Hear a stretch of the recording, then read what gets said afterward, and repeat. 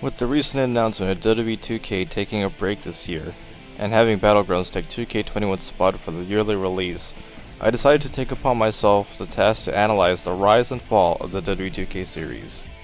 This video is meant to recap the marketing strategy used through the years, as well as what was removed and added on as time progressed. I will not talk about bugs and glitches, as every game has them. So strap in, grab a drink, and let's get started. In 2013, THQ had filed for bankruptcy, and 2K took the opportunity to have another license in their franchise. While yes, 2K had their logos and name on the game, they mostly did little to nothing for the finished THQ and Yuke's product, other than provide a trailer featuring the pre-order bonus, Ultimate Warrior. Hot off the heels of the incredible WWE 2K14, WWE 2K15 was Visual Concepts' first legitimate project with WWE. Releasing on the last gen and next gen of consoles, our expectations were extremely high. 2K15 was released on last gen on October 28th and next gen on November 18th. It was also released on PC on April 28th, 2015. The first details of WWE 2K15 shows the cover star John Cena on July 1st, 2014, and on July 15th the pre-order trailer of Sting. This is the first screenshot of WWE 2K15 released on August 4th, 2014. This was the first example of graphical improvements from the next generation of consoles. They even produced videos showing the making of the game. The first footage of gameplay was shown on August 14th. September 22nd was the first gameplay trailer. The roster reveal was on August 16th. On October 25th, features for the last gen showed that no improvements were made, and several features had been removed. On the weeks leading up to the release on next-gen consoles, news was pretty much a daily occurrence. While the last-gen version was not advertised as much as the next-gen version, there were still staggering differences. Last-gen versions had an exclusive Who Got NXT mode, while the next-gen versions got an exclusive My Career mode. The next generation of consoles means the next generation of games. My Career was introduced for the first time in a WWE game. When it was first announced to be next-gen exclusive, people were enticed because career mode was something that people wanted. We wanted to take our original character from a prospect in NXT to a WWE Hall of Famer. We did not get what we wanted, but we did not expect it to be the drizzling crabs. It was a grind every week just to get told creative has nothing for you. Constantly fighting the same guy again and again in hopes that some storyline would occur, but nothing really happens. This was the first game to introduce the chain wrestling minigame to improve more simulation-based wrestling, a mechanic that is necessary for real-life professional wrestling, but not for the games. It was a new health system exclusive to the next gen. Stamina was also a returning feature since 2007. Tired Pin was introduced in this game as well. This was the big selling point for this game, 2K Showcase. Showcase mode covered the feuds between Triple H and Shawn Michaels, and John Cena and CM Punk. It was essentially what Attitude Era and 30 Years of WrestleMania modes were. If you rename something and have it the same as a previous mode, I guess you can call it a new mode. Now here are the negatives. Female wrestlers were not creatable. Creating arena, championship, logo, and story have been removed. Only about 20 custom character slots. 2K15 received a mixed reaction as Visual Concepts stripped the game to its core in exchange for a graphical upgrade. The main marketing strategy was mainly centered around My Career and Showcase mode. Here are the pros and cons of the game. Remember, this video is about the marketing and features, not the gameplay issues. WWE 2K16 was the next installment in the series and was available on the last and next-gen consoles on October 27th, 2015, then later on PC on March 11th, 2016. The marketing for this game was heavily influenced by the career of Stone Cold Steve Austin because 2K16 equals 316. The production power that they had for these trailers became a staple for the franchise. For 16 weeks, which is roughly 4 months, we got a short video of Stone Cold either by himself or with other wrestlers, with highlights of the game. The initial cover reveal was on July 6th. The pre-order bonus was Arnold Schwarzenegger, which had 2 versions of the Terminator and was revealed on July 27th. The way that 2K advertised the game was extremely well. Every week was a taste of what was to come, and we ate it up. The game brought back the features that 2K15 was missing. August 4th revealed the entrances of Seth Rollins and Demon Finn Balor. Several screenshots were also shown. On August 5th, 2016, gameplay features were revealed. Weekly roster updates started on August 10th up to the release date. With every new title, there were new additions and removals. new additions such as entrance breakout, reversal slots, new kickout system, and a slightly tweaked My Career were new features. Three-man commentary with Michael Cole, Jerry Lawler, and JBL was implemented. The Creation Suite also saw some improvements as female My Career, Create an Arena, Championship, Show, and Logo returned after an absence on 2K15. Some notable problems include the exclusion of the 4 Horsewomen and My Career problems. The marketing tactic here was Stone Cold Steve Austin's Showcase mode, My Career, gameplay improvements, and large roster. Overall, WWE2K16 managed to fix the damage that 2K15 had done. WWE2K17 followed suit of 2K16, but this is where the armor in the 2K series started to crack. The game was exclusive to next-gen consoles, released on October 11, 2016. The trailers were once again outstanding in production value. Marketing for this game was very well done in comparison with the game. We got to see a literal Suplex City as well as the return of Goldberg to a WWE game since 2K14, before the whole Fiend thing happened. On May 30th, 2016, the pre-order bonus for Goldberg was revealed. June 27th revealed the cover star Brock Lesnar. 2K16 had a release date of October 11. August 2nd started the trend of roster reveals via postcards from Suplex City.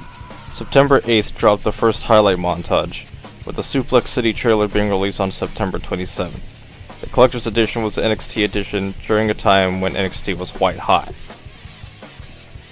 New implementations come in the form of promo choices, in which the player picks what they want to say out of 4 options, usually saying lines that totally do not fit the character.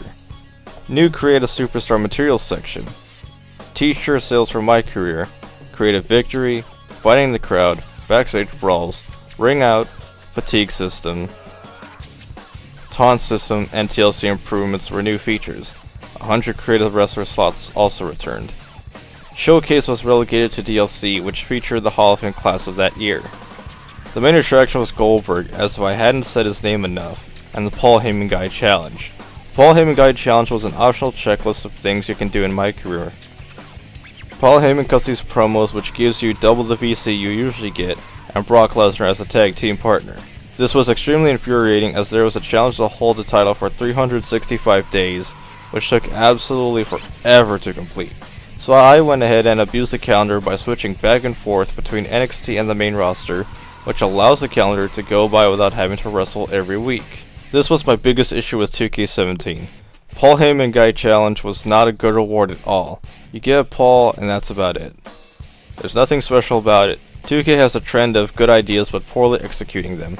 My Career is one of the bigger examples next to 2K originals. Despite Paul Heyman Guide Challenge being an absolute waste of time, 2K17 was regarded as a pretty meh game.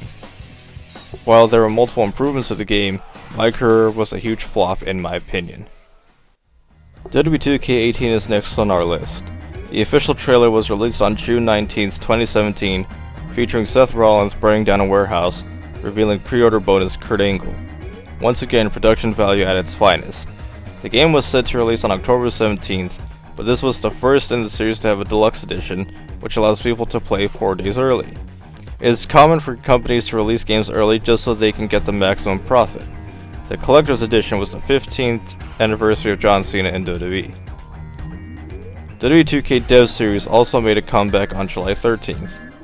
August 16th was back to the standard weekly roster reveal.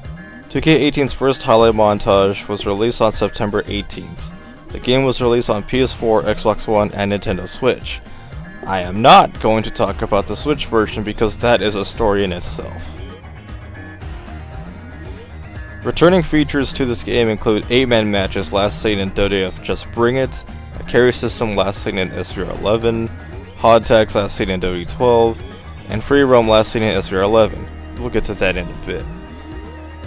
New features include Road to Glory mode, loot crates, and elimination chamber entrances. Improvements to the graphics, lighting, backstage brawls, and Royal Rumble were added. Despite all the additional features, the most negative thing about this game was the My Player. Once again, from online to offline features, My Player was the spot that was hit the hardest. Even Universe, which was barely even touched, is better than the mode that they put the most effort in. The problem goes like this. We the fans have wanted free roam in the game since 2011. 2K and Ukes decided to implement that feature that we wanted and executed poorly, which made us regret asking for it. Every week, every show, you arrive at the arena, run to Gorilla, have your match, and run to the security guard just to progress to the next show. Imagine doing that over and over again. Because I actually did that. Here's my platinum. So, in my player, you have two trees that you can go down. Face and heal, which give you different things to do, such as create a championship or get a manager. To gain points for these trees, you must first complete side quests, which only give you about 20 XP out of 1,000, and that is only the midway point. Upon the monotonous free roam, you are bound to do the same match every week as well, to slowly chip away at the trees. The main mantra for this game is to be like no one, to express individuality. How are we supposed to express ourselves if everything is locked behind loot cases? Say you want a specific piece of gear, or even hair. Guess what? You have to keep rolling the dice to unlock the items that you want, and you can't even bulk buy it. You have to sit and watch this crate blow up with pyro again and again. So what was the big draw for 2K18?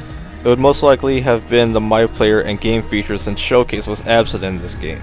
Personally, I enjoyed 2K18 very much aside from the My Player. If they had shifted their focus onto something more important like Universe Mode, maybe I would have enjoyed 2K18 more than I already have. Judging by the way how My Player was handled, the bond between Ukes and Visual Concepts was becoming more apparent. Oh boy. WWE 2K19. Now this is gonna be a rough one. WWE 2K19's cover reveal was on June 18th, 2018, in a small conference room featuring Corey Graves and AJ Styles. AJ then talks about the $1 Million Challenge, which was an immediate red flag for consumers. We'll get into that debacle in a bit. WWE 2K19's first screenshot showed a Towers mode which derived from Mortal Kombat, in an attempt to add something new to the game. Showcase returned reliving the comeback of Daniel Bryan. My Career got a revamp where instead of playing mindless matches, you take the role of Buzz in a rags to riches story. Plus, this horrible menu screen blinds player in dark rooms. WWE 2K19's Collector's Edition featured Ric Flair with a plethora of good items.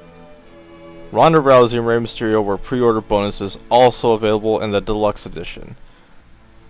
The roster reveal took place over 4 weeks, consisting of Rusev and an international group of guests. Screenshots of Ronda and AJ were released on August 16th. September saw the release of multiple superstars and plenty of information. There was a dry spell on information leading up to September, which raised speculation and doubt about the game.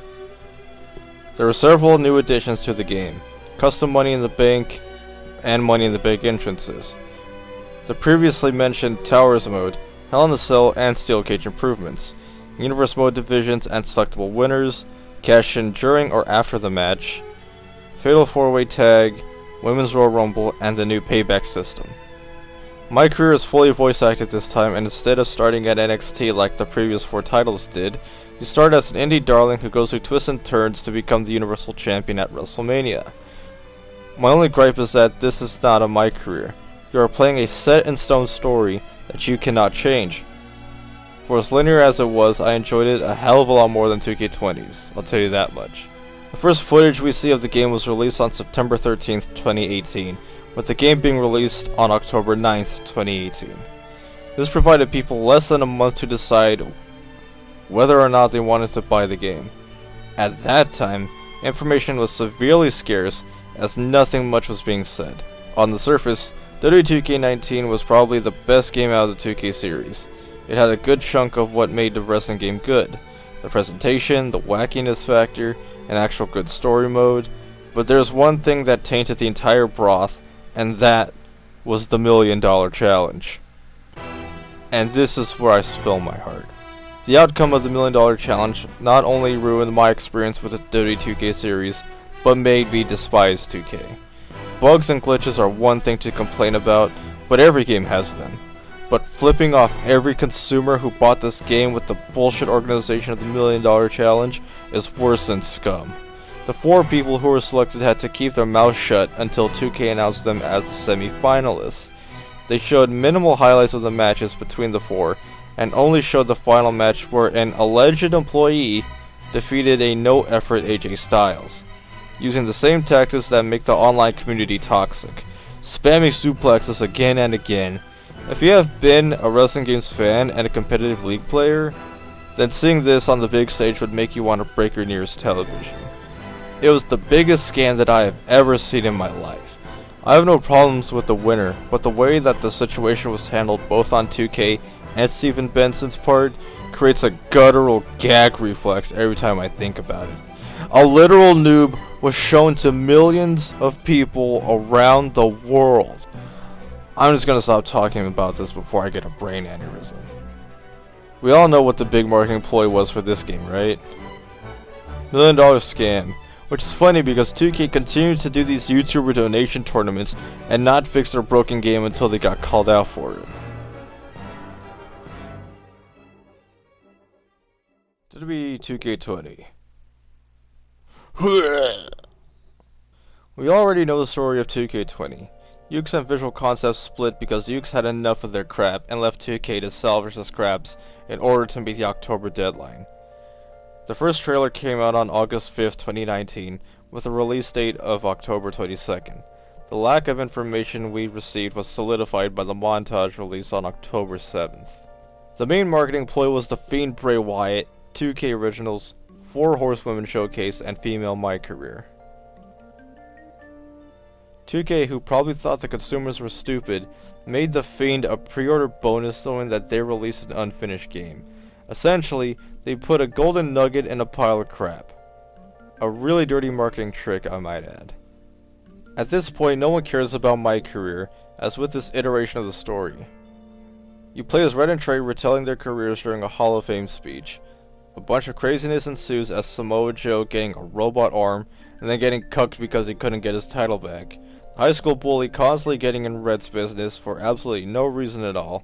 And if I could add something, it would be a scene where you take both Red and Trey behind a woodshed, only to be seen floating along the river. Is it too gruesome? Oh, I mean, have Papa Shango stick a staff up their ass or something. I absolutely hate Red and Trey just as much as that $1 million challenge. So, 2K has tried to reprimand their broken piece of crap by saying, "This game has the most patches in WWE series." Jeez, I wonder why. You don't get pity for hiding that your game is broken and buggy. We fans would accept it if you told us, "Since Yuke's left us in the dust, the game is going to be different." Instead of using Bray Wyatt as your cash cow trying to get cheap profit. I don't want to talk about 2K20 anymore since it has been being like a dead horse. The main marketing was The Fiend, My Career, Showcase Vote, and 2K Originals. Man, am I happy that shit's finally over. I can freely speak my mind without having to read anything, and not be PG. I can say fuck, I can say shit, I can be myself, and not read behind a fucking screen. So, I'm just gonna speak my mind out a little bit. I hope y'all liked the video and at least learned something from it. There's a continuing trend later on in the 2K series, if you didn't notice. 17 started showing the cracks in the armor. 18, the My Career wasn't a big issue. 19, the $1 million challenge was a greedy fucking thing. And 20 is essentially where the camel's back got broke. Right? So with Visual Concepts taking a year off so they can like remake and like add all these new things, like hopefully GMO according to this poll and Road to WrestleMania and shit like that. It is about time that they actually did something about the failures of the games. Yeah, they were sort of successful, but there wasn't a connection between the fan base and the company, right? It's okay for the players to get shitty at the company and the company to get shitty at the players, but at least when they get shitty at each other, there's a connection. we don't really get much connection with 2K or Visual Concepts, right? And since Ukes fucking left, now they're gonna start listening. Like 2K20 was a big wake-up call for the entire WWE franchise. Because there's so much that they can do. They can have like a creative story where you can do whatever you want. You can have fucking Strowman or someone small like Rey Mysterio do the Braun Strowman gimmick and flip a fucking truck over. Like, that's some cool shit. You've also noticed that Universe has been neglected all this fucking time. It is the only mode where there's no ending. Career mode has an ending. Exhibition, that shit gets boring after a while. Universe, things are constantly expanding in concept, but nothing is really happening. If you go back to playing WWE 12's Universe mode, there was random shit happening all the time. Like someone would get injured. You don't have to pile on injuries for 3 weeks and then have them get injured. Like, you know, the possibilities are endless when it comes to these type of games. It's just that we're not being given the freedom to do so. We have to do it ourselves. We have to edit our own shit. We don't have a set like cutscene thing. I mean, there's creative video, but that thing's a piece of shit. I'm surprised it took them this long and this much of a push to get what we want. You see what I'm trying to say?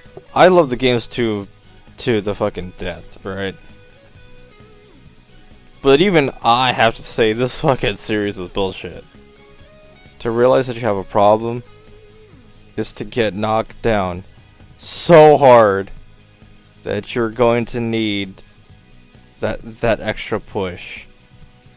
The thing that they've been neglecting for so long, they have to do it now.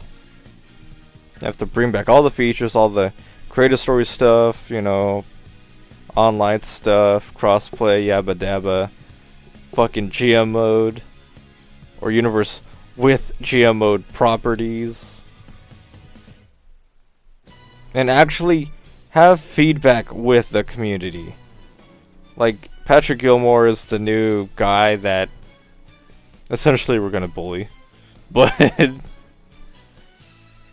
that comes with the job. And hopefully my analyzation of the series does not continue the way that it did. I really don't want to see the series die. I don't want to see it given to EA or anybody else. Because EA is going to microtransaction the hell out of everyone.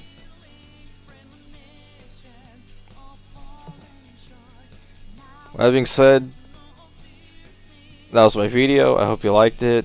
You probably didn't because I suck at fucking reading.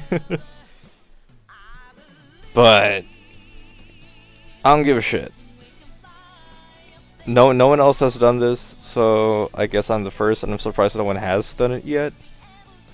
So yeah, there's my afterword.